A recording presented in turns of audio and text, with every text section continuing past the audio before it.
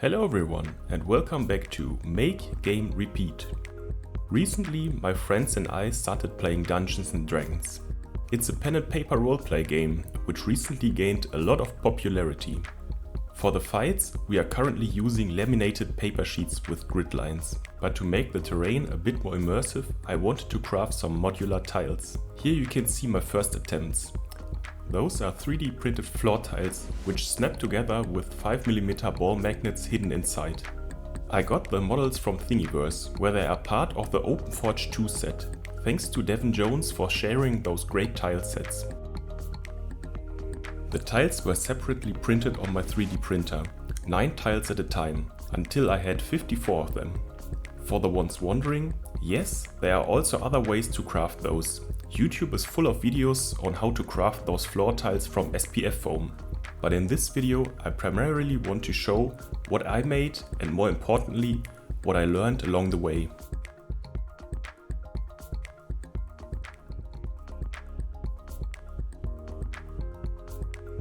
The tiles then had to be assembled by first adding 8 ball magnets to each tile and then connecting the lower half to the upper one.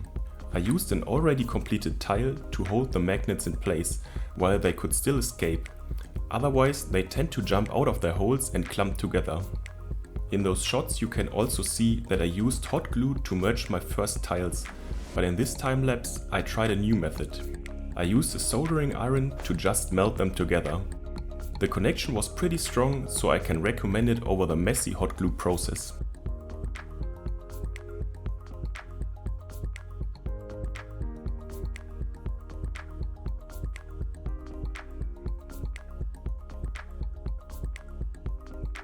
Afterwards, the most important part began, painting the tiles. I started with a few more stone tiles, which I fixed with masking tape to ease the painting process. The materials used were only of the cheapest variant from my local dollar stores. The first layer is a primer or base coat.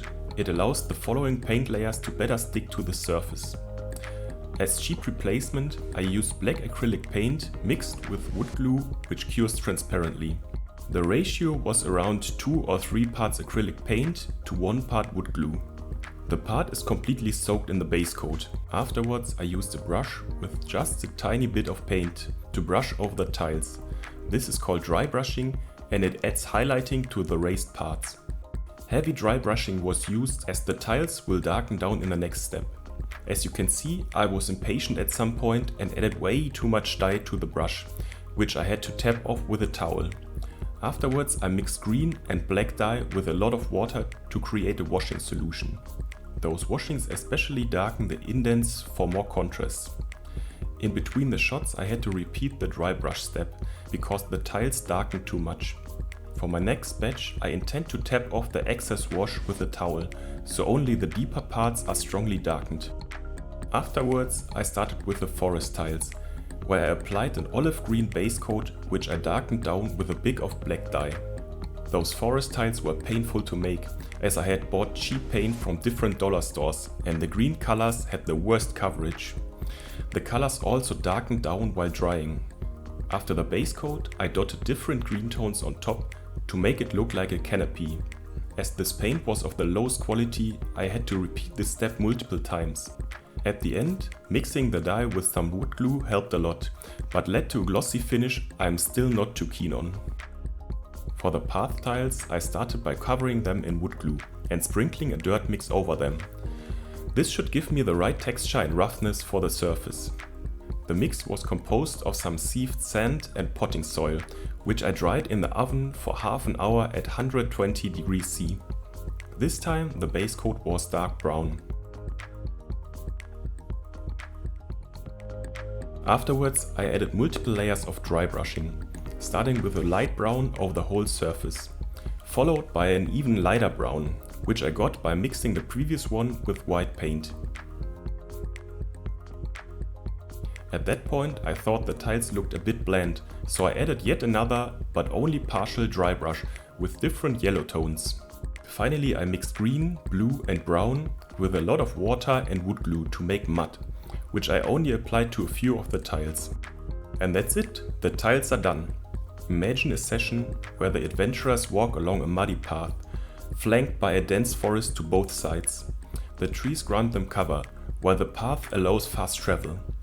After a long travel of dangers and survival, the adventurers finally reach the old dwarven temple they were searching for. Passing two huge statues at the entrance, the adventurers find a big ceremonial hall. A big support pillar in each corner and an altar opposing to the entrance. What may our adventurers find in this temple? Maybe a way to harness the power of the old dwarven god to resurrect a fallen ally? Or maybe just death by the creatures that now occupy the once almighty temple. I hope you had as much fun watching my video as I had making it. Your thoughts and comments about my video are very welcome. If you don't want to miss future videos, please subscribe and I hope to see you in the next one. Have a nice day.